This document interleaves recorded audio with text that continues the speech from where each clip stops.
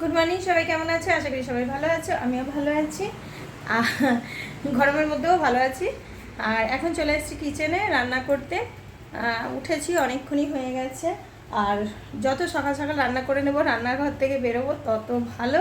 কেননা আমাদের এখানে গতকালকে তাপমাত্রা ছিল 47। আজকে এখন দেখা যাক কতটা হয়। তো এই তাপমাত্রা বুঝতেই পারছো কি অবস্থা, সবারই অবস্থা খারাপ, শুধু আমার না। তোমাদেরকে একটা জিনিস আমি শেয়ার করছি। দেখো বেল গাছের অবস্থা, দেখতে পাচ্ছ? পাতা তো একটাও নেই। আর এই দেখো বেলগুলো ধরে আছে। আর কদিন পর গাছটা দেখতে কিন্তু দারুণ লাগবে যখন নতুন পাতা বেরোবে। আর সূর্যি মামা এই ঘরের আড়ালে আছে, কিন্তু রোদ চারিদিকে একদম প্রচণ্ডভাবে উঠেছে। আর আমার ঘরের অবস্থা দেখো, ঘরের অবস্থা গুছানো গাছানো, মানে মোটামুটি এগুলো একটু পোছাপাছি করে নিয়েছি আমি। সোফা টোফাগুলো সব পুছে নিয়েছি, কিন্তু এই যে এই ঘরের অবস্থা দেখো, দেখেছো? এই ঘরটা ঠান্ডা, এই যে বিছানা অমনি, এই নিচেও বিছানা। এই ঘরটা সবাই ঘুমায়, এটাতেই এসি লাগানো আছে, তাই এটাতেই সবাই ঘুমায়। আর এই যে আমার চলছে মেশিন, টুটু টুটু আওয়াজ করছে। এই যে মেশিনে চলছে জামা কাপড়, সায়নেরই সব বেশি জামা কাপড় আছে। সায়নকে বললাম একটু ধুয়ে দে, তো দেখা যাক কি করে। আর আমি চলে গেছি রান্না করতে। এখানে এই যে রান্না করছি, জেরির মাংস ধুয়ে নিয়েছি ভালো করে। আর আমরা এখানে আছে দেখো ভেটকি মাছ আমাদের জন্য, আর আছে এটা হচ্ছে বাটা মাছ। তো বাটা মাছের সাইজগুলো কিন্তু অনেকটাই বড় ছিল।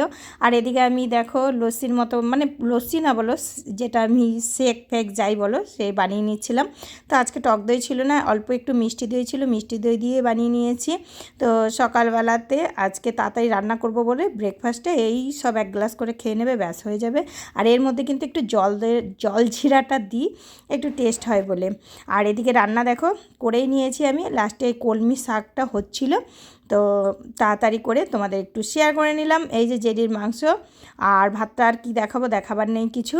আর এখানে দেখো করে নিয়েছি, এখানে আছে বাটা মাছ, পটল দিয়ে, আলু দিয়ে আর সর্ষে দিয়ে একটু মাখা মাখা।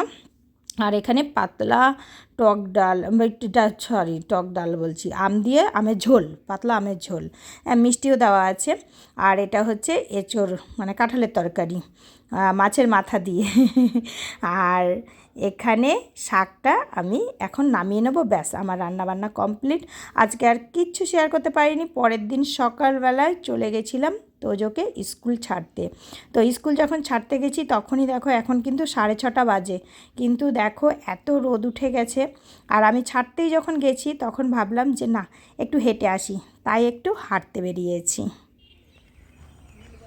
অনেকদিন পর দেখো পুরনো ডিউটি আবার জয়েন করলাম, বুঝতেই পারছো। এখন বাজে 6:30। কালকে ভিডিওটা শেষ করা হয়নি, আজকে সকাল সকাল বেরিয়ে পড়েছি। তো যাকে স্কুল ছেড়ে যখন ছাড়তেই এসেছি ভাবলাম একটু হেঁটে যাই, তাই একটু হাঁটতে এসেছি।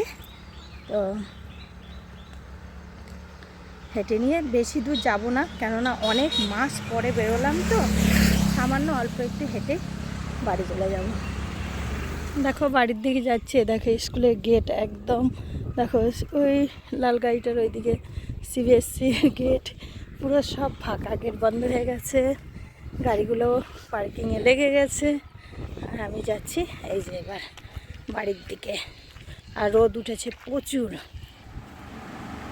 বাড়িতে আসলাম এখনই, এসে এসে এখনই বলা যায় না, অনেকক্ষণই এসে আমি জামা কাপড় ছেড়ে ভাতও চাপিয়ে দিয়েছি, একদিকে ডালও চাপিয়ে দিয়েছি, কেননা এত রোদ উঠছে। আগে রান্নাটা করে নেবো পুচ করে। আজকে ছুটির টাইম কিন্তু অনেক আগিয়ে গেছে, গরমের কারণে টাইম টেবিল পাল্টে দিয়েছে, তাই ও তাড়াতাড়ি ওকে এবার মেন কথা বলাই হয়নি, আজকে সায়ন গেছে মরে বাড়ি।